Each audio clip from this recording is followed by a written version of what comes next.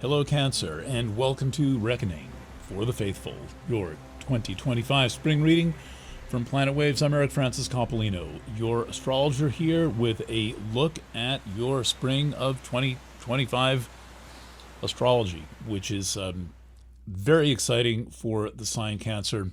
It resonates through your chart in a way unlike any of the other signs.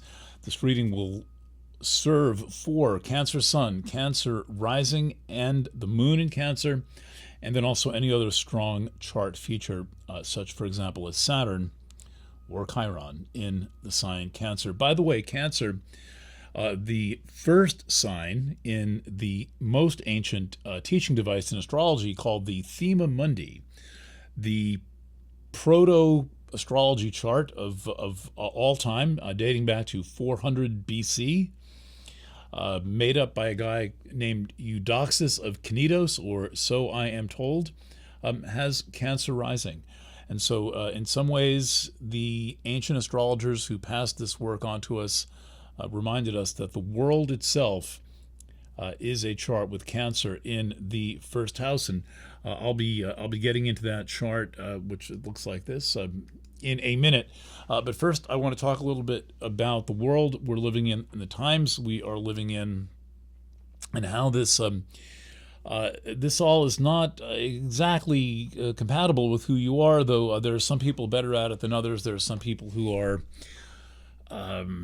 let's say, adapting better than others. There are some who are adapting not so very well. And let's see, I'm not sure where you are, but I'm going to do my best to help you tune in to the world in which we're living and take advantage of this tremendous wave of astrology that is coming through the spring of 2025 and the spring of 2026.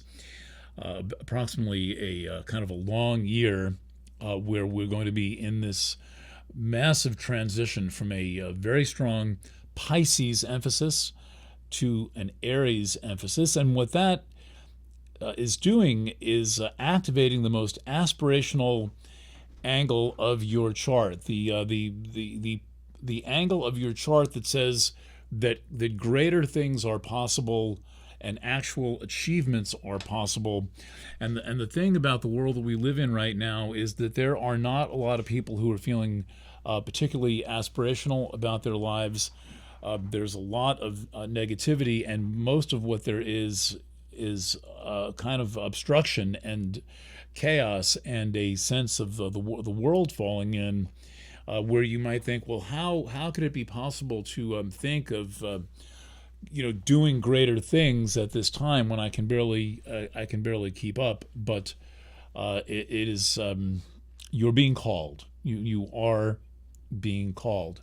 Now the thing is that you're being called into a world that is extremely digital. It is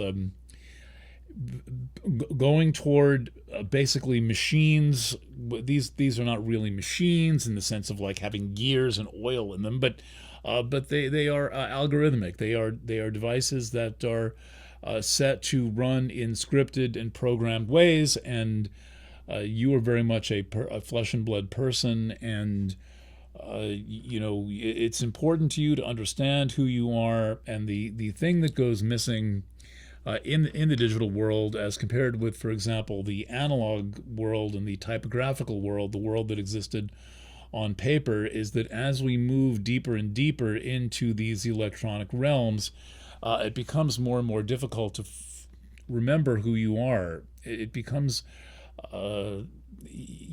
more difficult as you are taken outside of yourself, which is what digital technology does. It takes you outside of yourself.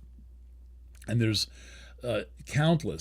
endless examples of how this works. And you might think, well, what is gramming my meal? I don't know if that term is used anymore, but when you get dinner and then you take a picture of it and you put it up on the internet, think about for a second why that's necessary, and how strange that would have seemed in the pre-digital world if you were out to dinner with friends and then you had your Kodak Pocket Instamatic camera, and you took a picture of your dinner and then you sent it out to Photomat, and You got the negatives and the prints back, and then you took that negative and made 100 copies of a negative of a plate of tacos, 100 copies of a print, and then sent it in the mail to everyone. It would make absolutely no sense. Like, why? What? So why?